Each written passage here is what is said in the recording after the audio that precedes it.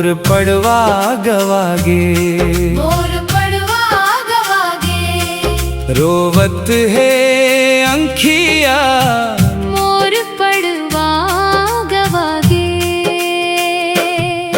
गोहड़ी सूना लागे, सूना आंगन होगे, मोर जिंदगी के सुखला कोनो ले लेगे।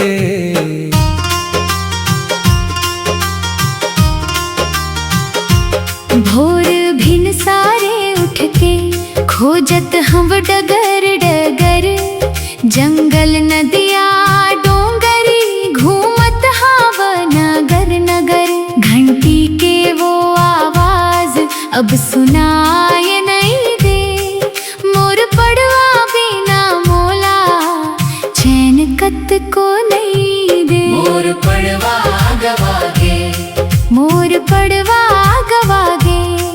मया के डोरी टूटिस मनवा रोवत है।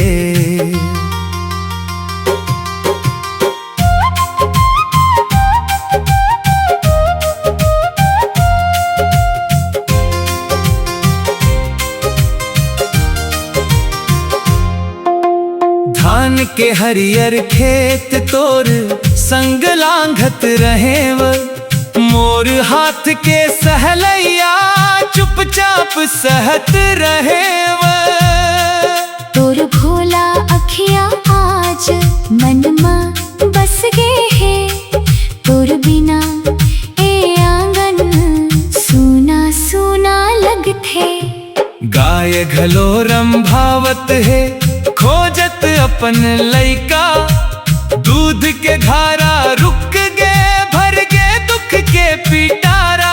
घर के छोटे छोटे मन पूछे बार बार, कब आही पड़वा दादा सुन के भर आवे गला। हे दाऊ मोर अर्जी सुन, मोर संग दया कर, जहाँ कहीं हो ही पड़वा कर रखवारी कर। सही सलामत लौटे यही मोर अरदास, फिर गूंजे आंगन में खुशी के मधुर सुवास। जीव जंतु माँ घलो बस थे मया के प्राण, ओ मन बिना अधूरा लागे पूरा जहान।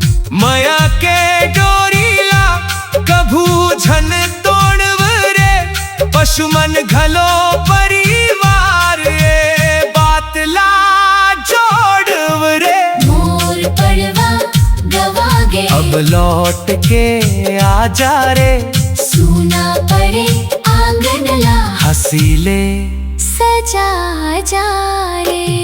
मोर पड़वा गवागे, मोर पड़वा गवागे। तोर बिना मोर संसार अंधियार में डूबे।